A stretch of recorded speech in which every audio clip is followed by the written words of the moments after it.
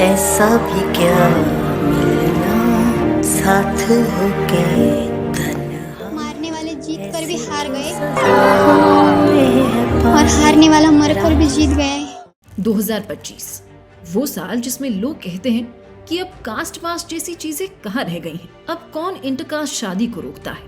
लेकिन इसी 27 नवंबर 2025 में महाराष्ट्र के एक छोटे से शहर में पिता और दो भाई अपनी ही बेटी के प्यार को गोली मारकर खत्म कर देते हैं। और फिर जिस लड़के की लाश घर के आंगन में रखी थी, उसी लाश के सामने बैठकर उसकी प्रेमिका ने हल्दी लगाई, सिंदूर भरा और उसी के शव से शादी कर ली।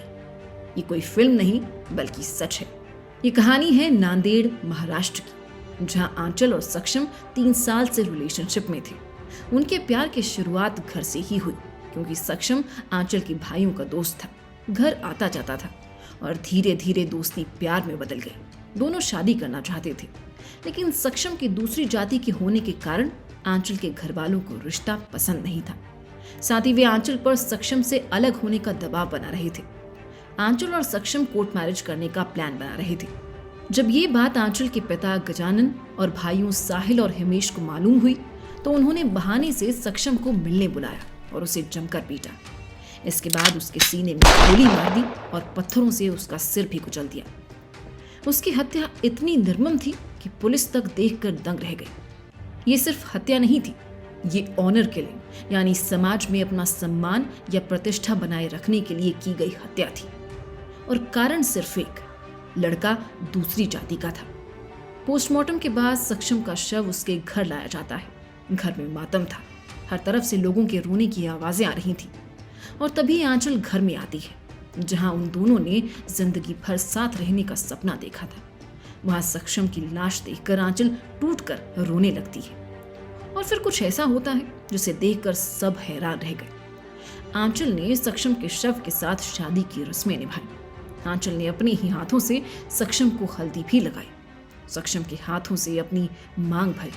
वो कहती है, सक्षम मरकर भी जीत गया, मेरा प्यार अभी भी जिंदा है और मैं उसकी पत्नी बनकर इसी घर में रहूंगी। ये फिल्म नहीं थी, बल्कि ये एक 22 साल के लड़के की टूटी हुई जिंदगी थी।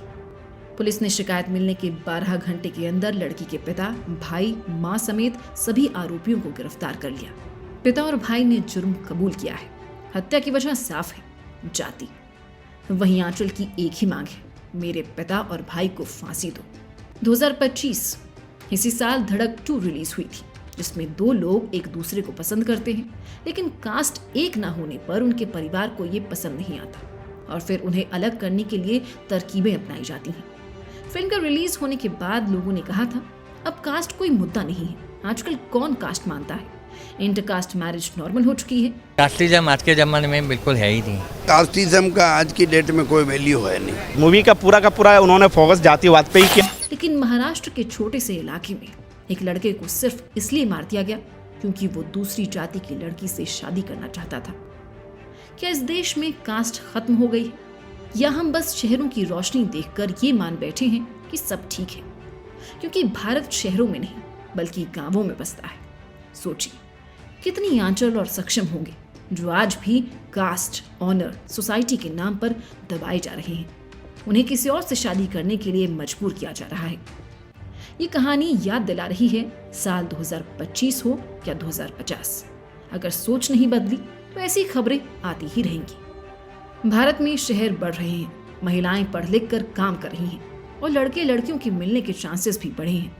लेकिन इंटरकास्ट मैरिज अभी भी बहुत कम होती है और जो लोग करते हैं उन्हें समाज का विरोध झेलना पड़ता है।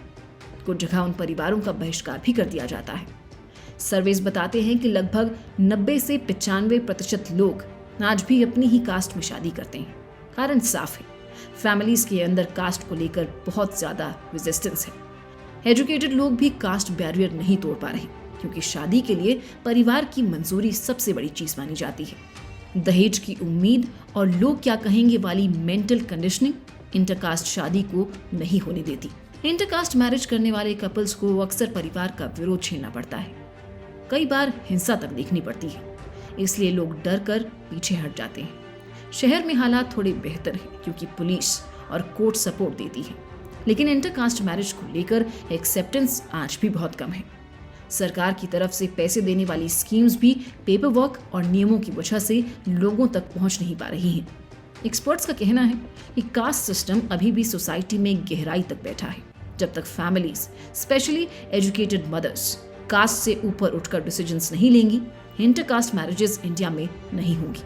सोसाइटी में सही बदलाव तभी आएगा जब लोग कास्ट से ज्यादा इंसानियत को इंपॉर्टेंस देंगे। अगर आपको ये वीडियो अच्छा लगा तो वीडियो को जरूर शेयर कीजिए, शायद किसी की सोच बदल जाए।